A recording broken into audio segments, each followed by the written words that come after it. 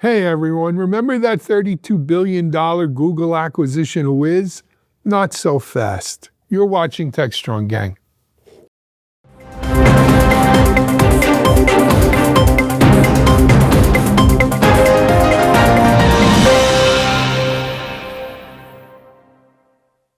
Hey everyone, happy Monday. Monday again. Can't it just stay Sunday forever? But happy Monday, everyone. Welcome to TechStrong Gang. It's Alan Schimmel here. We've got some interesting stuff to go on, as I teased in the opening. Who would have thought that this DOJ antitrust unit would actually look into a deal, but maybe they're looking into the Google Wiz deal. Reverse cloud coming out of Microsoft. Platform. This is going to be a big platform engineering week. We'll be at Platform Con this week, though some of us will be at the Open Source Summit in Denver. We've got a lot to go over, and we got a great gang here to go over it with you. Let me introduce you to our gang real quickly. Some of them are regulars, some are always regulars, but fairly new.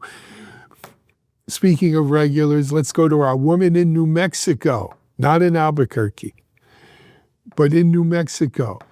Though she'll be in Denver this week for the Open Source Summit. She's the PloyHub CEO and Open Source Ambassador Extraordinaire, Tracy Ragan. Hey, Chase, how are you? Hey, Alan. Yeah, I'm hanging out at Open Source Summit, and I've got talks later today, so come on by. And tomorrow we're doing a focus group on CID cybersecurity in the main ballroom at the Bluebird Ballroom.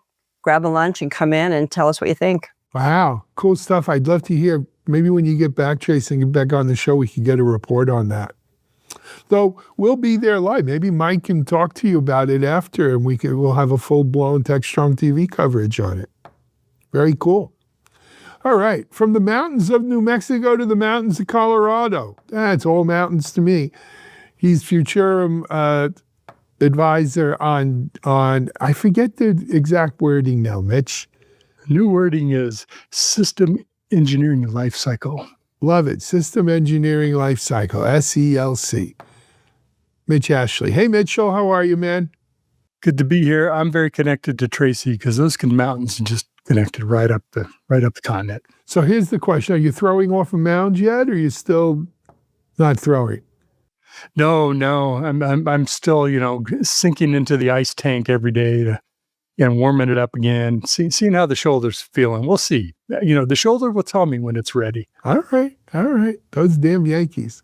Next up, let me introduce you to Dr. Stacy Thayer, one of our newest gang members. Hey, Stacy, how are you?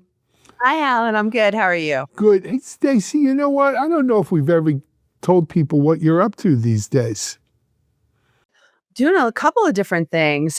So my work as a cyber psychologist, I'm acting director of the cyber psychology program at Norfolk State University, where I also teach forensic cyber psychology.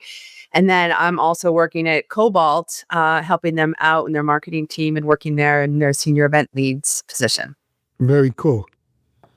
I love it. Cyber psychology. Man, speaking of cyber, he's all dressed and ready to rock today.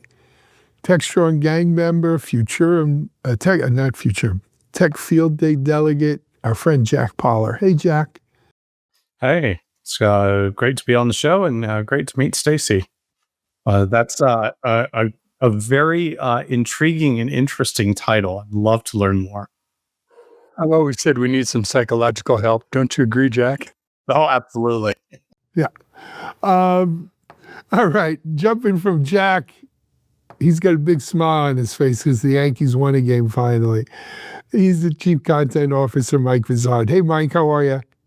Yeah, and apparently I'm in Denver playing an elaborate game of Where's Tracy? Yeah, okay. Very cool. Very cool, guys. All right.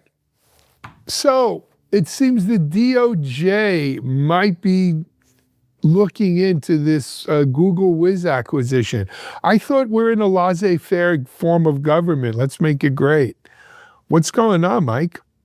Well, apparently that only applies to certain companies, maybe, but it seems like there is some selective decision-making going on here. The DOJ is reportedly investigating the proposed acquisition of Wiz by Google. But Jack, I got to ask you, what's your take on this whole thing? And is this a good use of taxpayer dollars?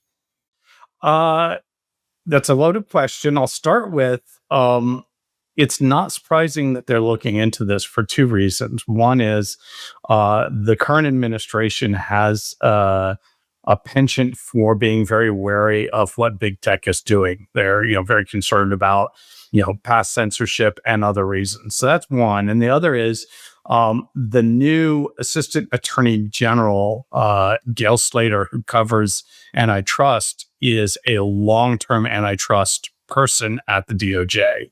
So this is, and she's basically said that she's planning on continuing the path of the last 4 years of what the Biden administration was doing. So that they want to investigate big M&A deals, and $32 billion is a big M&A deal, is not surprising. And Google anticipated this. Google and Wiz anticipated this because they have a 10% of $3.2 billion breakup fee if this doesn't go through. So they always thought that there's a possibility it doesn't go through. $3.2 billion is not chicken fees. I would imagine Google was hoping not to have to pay that money. Absolutely. And I think, traditionally, and I'm not sure how it's going to work here, but traditionally when the DOJ has looked into antitrust stuff, they've focused on sort of how much of the market does any one company control. The classic case that people study in business school is the M&A activities among Office Depot, Office Max, and Staples, where there were three companies that basically controlled the entire office supply market.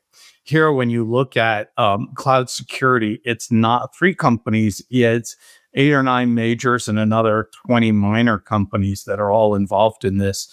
You have Palo Alto, Fortinet, Orca, Microsoft. There's a lot of companies that play in this space. And cloud security covers a very big, broad definition, whether it's CNAPP, Cloud Native Application Protection, or CSPM, Cloud Security Posture Management, or CWP, Cloud Work and Cloud Platform Protection. There's all sorts of variations of bundles of different services that these companies provide. So if Google takes it over, is that going to corner the market, the anti-competitive? I really don't think so. Mitch, let me ask you, is this a distinct and separate market, this thing called Cloud Native Application Protection Platform? Or can you make a legitimate argument that says that it's just an extension of cloud security and Google's a cloud service provider, so therefore they need this and it's not a separate market? It's kind of the intersection of application security and Kubernetes container security is really what you're talking about.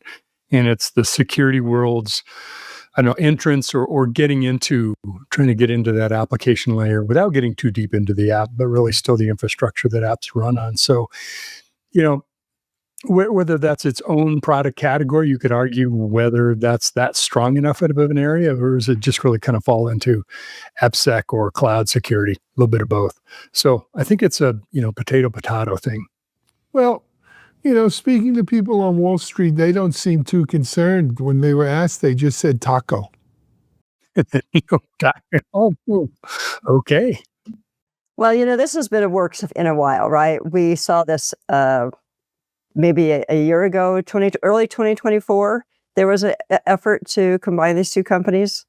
Wiz declined. I think it was around $20 billion at the time. So, well, they made some money off of it, right? Waiting. and I can't imagine that Google, with all of their resources, hasn't done some pretty strong research and preparation for this objection from the DOJ. So I suspect it's probably going to go through. It just may take a little time and some money thrown at some lawyers, and or the money thrown someplace else. Maybe some cryptocurrency, a certain cryptocurrency, or maybe some gold phones. Yeah, that's the idea. You know what? Maybe they'll buy some gold phones. And it'll be all okay. And that, that's not. I don't think that's too out of the question. But to your question, Alan, I really believe that these kinds of tools are essential for these cloud providers. Absolutely. And the other thing is, Google is not the dominant cloud provider, right? They're not the 800-pound gorilla. This isn't about search. And so, they're not the 800-pound gorilla in cloud, and cloud security is almost a offshoot of the bigger cloud market, or a subset of the bigger cloud market. So I don't, honestly, I think, Jack, you might be onto something with the lady or person who's running the antitrust over at DOJ. But as soon as someone in that administration says that she's carrying on the policies of the Biden administration, they'll probably take a 180 anyway. Yeah, but and the other part of it is, that Google's doesn't have a strong track record of, after acquisitions, continuing to support the other the other clouds, right?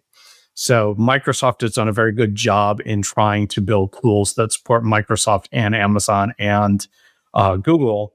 Google, not so much. So it's not clear if Google acquires Wiz, will Wiz still be able to maintain that level of independence and be able to provide the same level of security on a non-Google environment? But there are other CNAPs out there.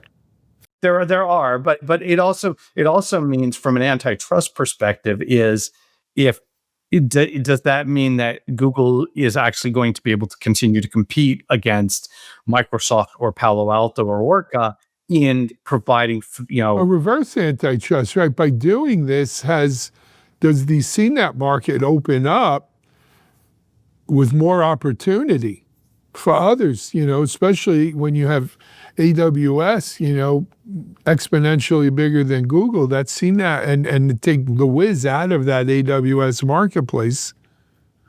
What does that open up? That seems more competitive to me. I think this is just as much about competing against Cisco as it is the other cloud providers from a security market perspective, right? Because Wiz brought that independent.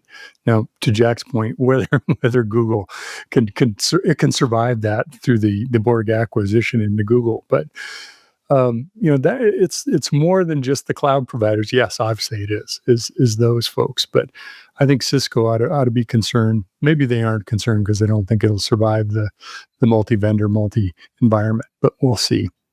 Stacy, what does a deal like this do to the mindset of the buyers out there? Do they just kind of freeze everything and wait to see how this soap opera plays out, or do they ignore it until something dramatic happens?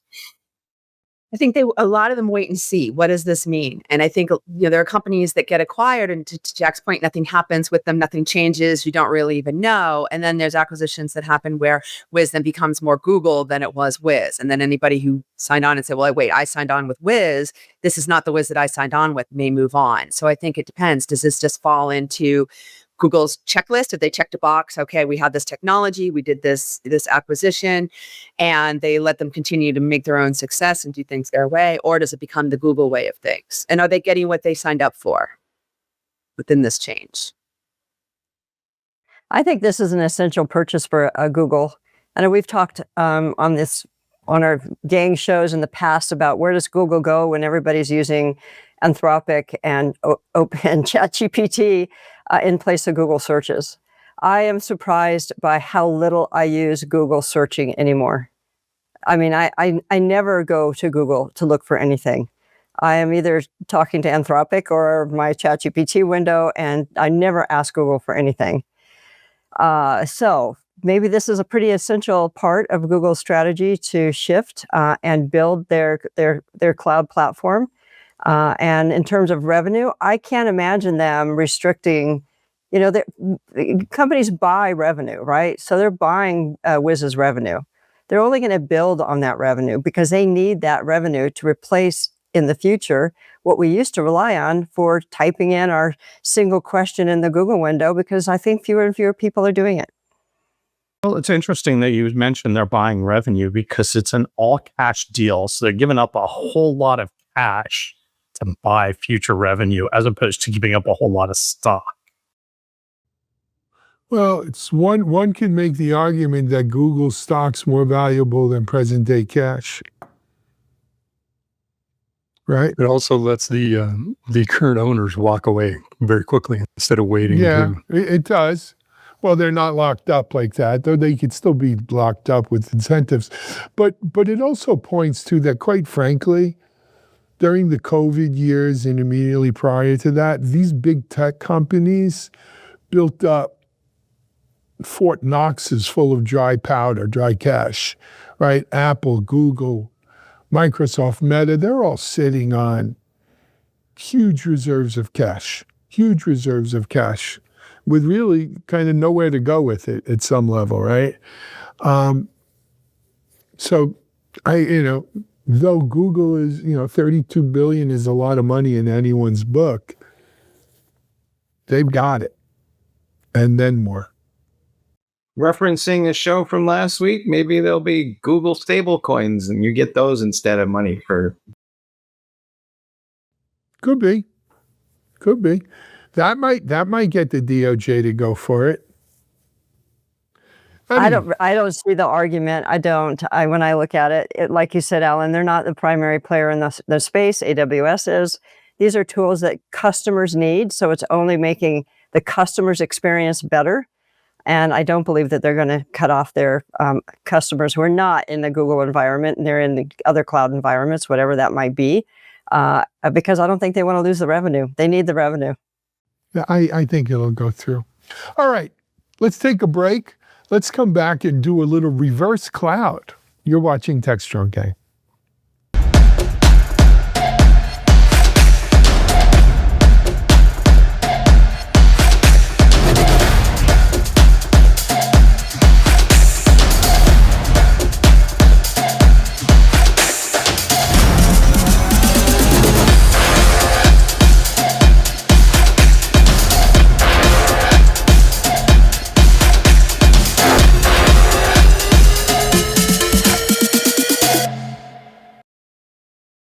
Hey, folks, we're back and shifting a cloud gear slightly, but we're talking about Microsoft is now making available 365 local. It's basically the cloud version of their platform is now available on premise. If this sounds like the world has been turned upside down, it is because it is. We just spent years moving everything to the cloud, but now our friends in Europe are concerned about control and we're building out sovereignty clouds. And of course, now Microsoft is responding to that need. It's interesting. I guess, at some point, Microsoft probably could have done this at any point, but they're doing it now because the Europeans are mandating it. But Stacy, is our mindset changing about what the definition of security is here from our friends in Europe? Because, these sovereign clouds seem to be driving all kinds of decisions that I probably would have said were not likely to happen a year ago. Yeah. Well, I think Europeans, they just have a very different way of thinking about their data than we have historically in the US. And that's creating a lot of tension. So you've got things like the GDPR over there. I mean, the Europeans have really set the course for data protection, whereas in the US, we're much more fragmented and we give companies access to the data. So they're saying, we don't want our data in US hands. We want to bring it on-prem. We want to bring it into it, make sure that all our data stays in Europe. Then that does become a different way of thinking because it's essentially kind of drawing a little bit of a line in the sand. I mean, is it saying we don't trust you? We want to keep our data here. This is why. And Microsoft is now racing to meet that request and bringing out our standards that we say, okay, if we're not going to hold the same standards as our European friends, then we have to essentially bring those standards to them and take them out of the US. And it's a different way of thinking than we've thought in the US. And without it, we can't support Cray.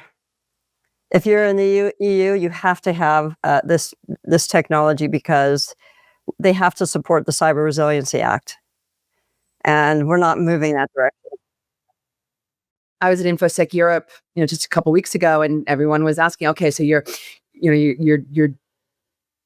GDPR certified, right? You're able to play in our space. I mean, we kept getting that question over and over and over again, so it's clearly at the forefront of their minds. Mitch, we were just at AWS last week, and I was talking to them about this particular issue, and they were pointing out that, their preferred answer is a virtual private cloud. But even that, they've said, the issue is these SaaS vendors, and it won't just be Microsoft, they're all going to wind up doing the same thing. And essentially it's a managed hosting service now that they provide, and it doesn't scale out. So it's changing the way that they allocate compute resources and networking and just about everything that went with it. So I think this is a more fundamental IT change than we think. It's just not simply a matter of slapping a bunch of software and putting it in a different data center. Well, it's a combination of things. To your point, Mike, there's a bit of nationalism in this too. I remember being at SUSECON and Alan was there also, when you were hearing the discussions about what what stack are we going to build on in Europe that doesn't rely on North American U.S. vendors. Can we be vendor independent from the U.S. or less dependent upon them? That's why I guess Microsoft's taking a page out of the finger on the dike from the Dutch, because Denmark, Germany, I think it's Switzerland, if I remember right, have announced that they're tossing out Windows and Office in favor of Linux and LibreOffice.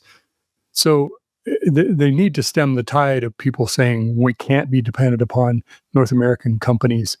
If it's running in your data center, it's your data is protected, and Microsoft added some additional data protection to make sure that data doesn't leak out. Okay, I mean, it's about as much as Microsoft can do to try to keep them as customers. So I think there's a bit of survival to this too. It's not they aren't rushing for the doors quite yet, but they seem to be. There's a few folks are walking out of the movie unhappy with how it's gone so far. I think there's an economic component to it too. Cloud data centers are a business that's really driven by economies of scale, right? And the bigger you are, the better economics you get out of it. If it truly is driven on the EU side by nationalism, then the economies of scale don't accrue if you have to have a data center in every country in the EU. And that just can't scale. And not only can't it scale, you also face the much stricter environmental regulations and the lack of energy that you have there.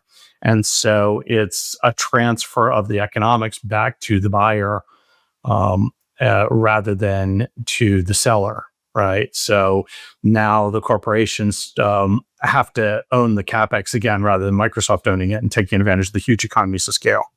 So the sovereign IT, sovereign IP, sovereign cloud issue is not strictly a European issue. As a matter of fact, I'd say the U.S. is pushing for their own sovereign data and sovereign IT, right? And we want to own the whole process from manufacturing all the way through. But you're seeing it in Asia. You're seeing it. It's the balkanization of the internet. Now, what happens though with this sovereign IT, sovereign cloud, is the local market big enough to warrant an investment to, in essence, recreate a whole cloud, a whole public cloud infrastructure for a given jurisdiction, for a given sovereignty, right? Much like GovCloud was done for the federal space, right? You recreated an entire kind of public cloud infrastructure. Now, if the EU can speak as one market with 32 countries or something in the EU now, that's certainly a big enough market to invest into creating an EU-wide true public cloud in every sense of the word, a hyperscaler kind of infrastructure that would be sovereign to the EU. If the EU is going to say each of the 32 individual nations need to have their own sovereign cloud or their own sovereign IT data, well, then providers are going to have to pick and choose. Certainly Germany, France, maybe Italy and Spain are big. But am I putting one in Albania? Or am I doing Liechtenstein? Switzerland? Well, Switzerland's pretty big. Denmark, yeah. But now you're starting to get into the nitty-gritty of 32 different markets. If it stays as one EU, it's certainly a big enough market to justify a hyperscaler. I think the term sovereign, too, is a little bit misleading, to be honest, because no matter what you do, you're still dependent upon Microsoft, right? They still have vendor lock-in. It's still, it's exposed to U.S. laws because it's, Microsoft. So while it might be a local or private, it's hard to say. The term sovereign, I think, is a little bit marketing. Well, but the wording there, right, is local control. I think what you're seeing in a lot of these sovereign deals, if you will, is that the vendor, in this case Microsoft, but it could be AWS, could be Google, could be others, are saying that they are going to comply with local government regulations.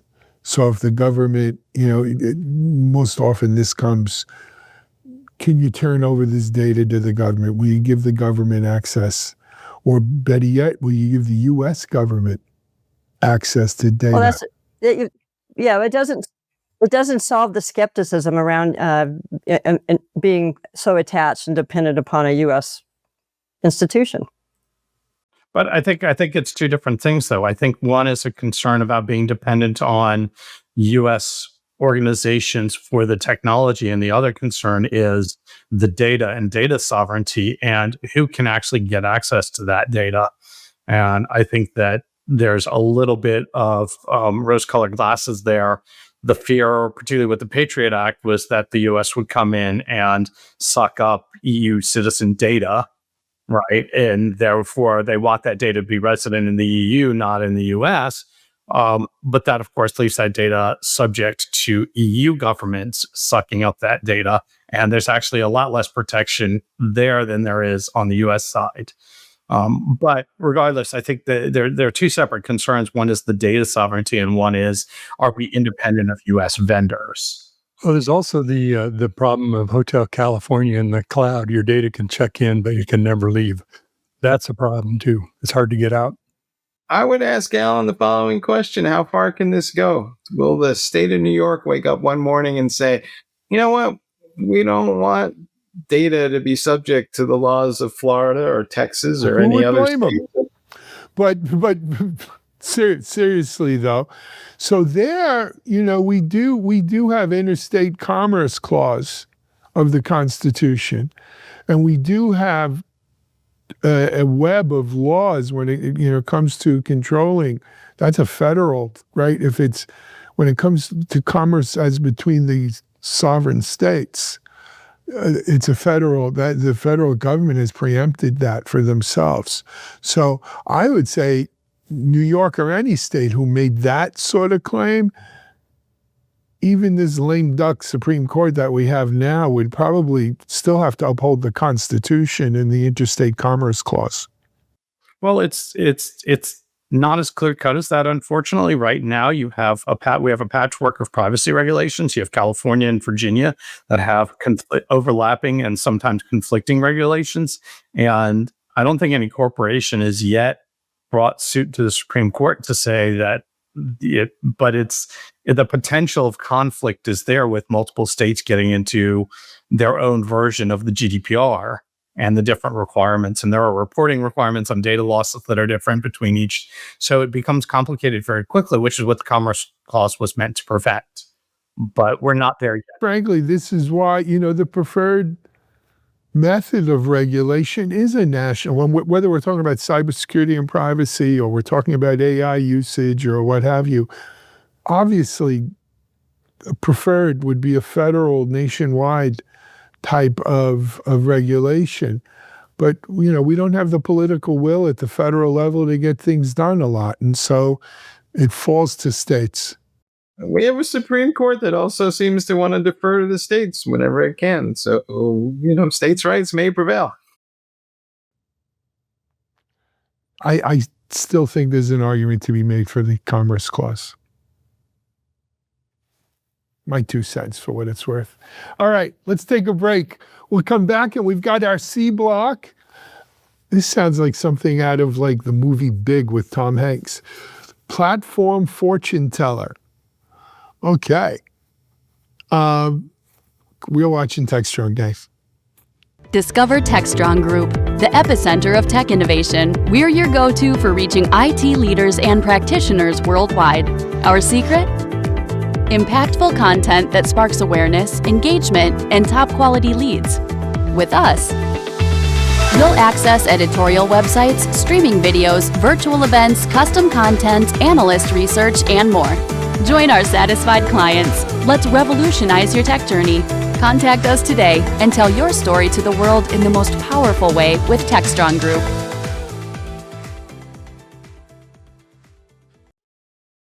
All right, folks, we're back, and we have an article that's over on platformengineering.com talking about the cost of IT, and essentially makes an argument that says it's getting so expensive these days is that you cannot afford to not embrace platform engineering, because otherwise the cost will just be through the roof. And so, Tracy, we've been talking about platform engineering on the show before and where it fits in DevOps, but is there something bigger happening here? And is it going to be driven not just by better developer experiences, but flat out hardcore costs?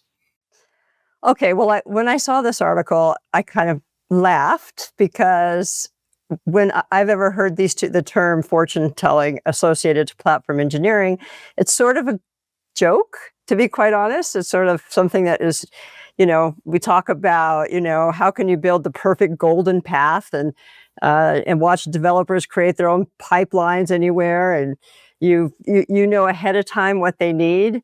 But maybe there is something more to it than just a frame of reference to what potentially could happen or what we're trying to do. I kind of giggled when I read it, because I always thought it as being kind of a satirical reference to what platform engineering is attempting. But, the farther we get down the world of AI, I believe that we can do better, predictive work so that we don't have to be quite so reactive. And in that space, I don't think it's a joke. I think it's a serious matter, and a matter that we've been working on for quite some time. I mean, these environments are really, really complex. When you think about trying to manage a Kubernetes environment, even tracking the cost is difficult. We have Terraform, we have DevOps tooling that we need to be adding. We have cybersecurity issues that we're addressing. So yeah, it would be kind of nice to have some fortune telling around the platform engineering space. But what we build in the next 2 years and build in with AI, will tell the story. Well, Tracy, I took that. I think it was somewhat tongue in cheek, but I took it really as the higher level message is really a very old one, which is don't focus on the short term tactics, but focus on long term strategy. Right. And, we can spend all our day, every day being reactive and fighting the fires that are right in front of us. And if we do that, we never plan for the future, and we never figure out what our platform really needs to look like to support something that's 6 months out or a year out, let alone 2, 3, 5, or 10 years out. Right. And I think to me, it was more of a parable of how do you get people to start thinking about, we've been doing platforms and, the cloud and platform engineering for 20 plus years now. We need to start at the big level, start thinking about and planning about these things as long-term projects, not let's just implement the next thing, shiny object that comes in front of us. Mitch, the Boy Scouts have a motto, it says be prepared. This is essentially the IT equivalent. So is this achievable, and how come we're always so reactive? Well, the article certainly was aspirational, and I mean that in a positive way. I like the analogy of comparing of fortune tellers versus fortune spenders. And, we've all been in situations where we're thrown into a mess and we've got to clean it up. That's one scenario, probably a very likely scenario for a lot of platform engineering. And I think the message here is be prepared, as in raise periscope. Don't just, pipe underwater and try to solve all the technical challenges, but figure out where you're going and why you want to go there. And more importantly, towards the end of the article, you talked about using cost management as a strategic advantage. In other words, kind of going back to the 90s, it's about the budget, stupid, or about the economy, stupid. Talk the money story. What's the value that platform engineering is bringing to the business? Yes, I like that it's focused on developers and who the customers are of platform engineering. But ultimately, the customer is the business, right? What's the benefit you're bringing? And I think there's a great story to tell. thing I like to say about platform engineering is platform engineering can be the force multiplier to DevOps. It's the thing that can really leverage it, accelerate it, spread it across multiple projects without the chaos that can happen when it's just done organically. So I think that strategic look is well advised. Stacy, are we psychologically capable of achieving this goal? Because it's really about the humans at the end of the day. It is, and we can strive to. I mean, this "don't be reactive, try to be proactive" is, one of the swan songs of the security industry as well. So I hear it so much, and I think as humans we can strive to be as proactive as possible and to try and forecast, but we're still going to be reactionary. We're still going to see what comes right in front of us, and sometimes that just eclipses everything we want to do. It's kind of like when you wake up in the morning, you think, "Here's what I'm going to get done all day," and then you get done maybe half of it. Right? Best laid plans of mice and men, and maybe platform engineers.